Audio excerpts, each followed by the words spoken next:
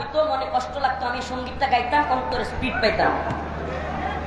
ওই শক্ত প্রাচীর ঘেরা বন্ধুর পথ লঙ্ঘন করে সামনে এগিয়ে যাব, মোরা মৃত্যু যোগী সত্যের সৈনিক দল, গন্তব্যে গিয়ে ক্ষান্ত হব।